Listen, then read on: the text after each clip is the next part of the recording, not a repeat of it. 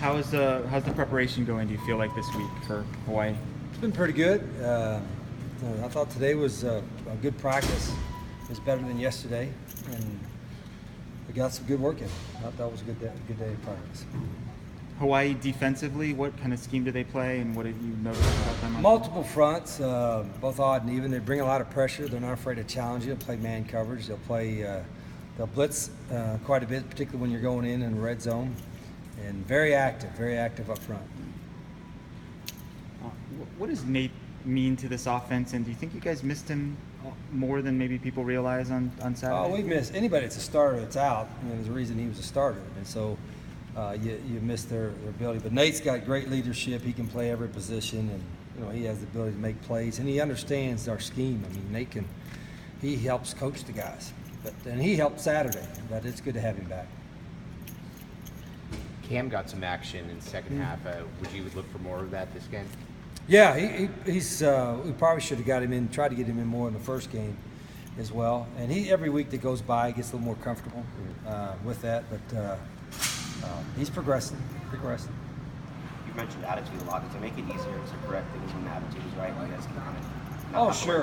Yeah, there's not really they don't really have much of a choice. They got to have a good attitude, or if they don't, at least fake it.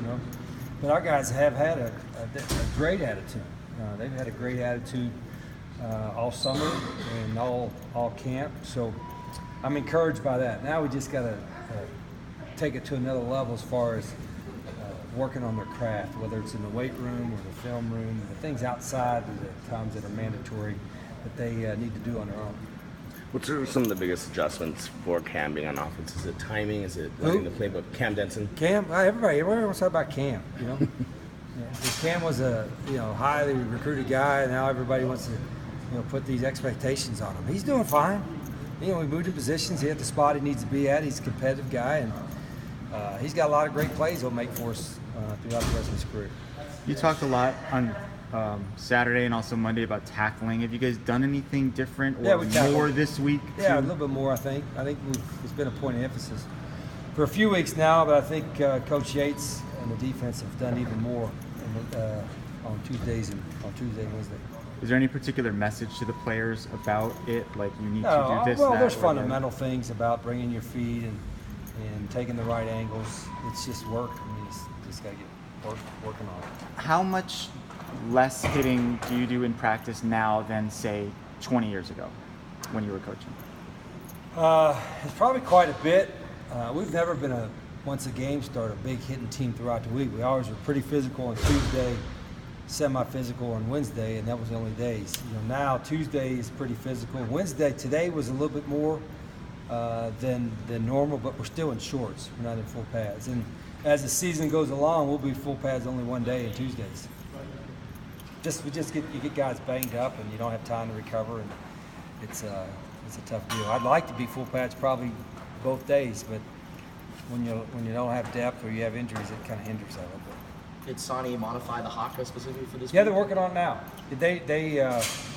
He's been working on Sonny for a long time, but they're taking 5 or 10 minutes now on their own. Sonny's going to try to teach it. I don't know where it's at right now as far as ready to go, but he's working on it. So we will see it this weekend. Oh no. Did you ever talk to the conference about some of those issues? Yeah, I tried to get clarification, and obviously the targeting calls were close, but we thought that obviously they'll stand and keep up. And then the thing about the defensive delay a game, I think that's up to interpretation weekly, which still I didn't really get a lot of clarification on that. They said we got to talk to officials every week, which I don't know. It's got like week for week. It's a different deal, so I'm not sure about that yet. Will that change? Well, I don't know what the crews have been, but when you get into the Pac-12 play and it's all Pac-12 officials, would everyone sort of be on the same page at that point? We had a different interpretation of it when we had them for scrimmages than we did in the game.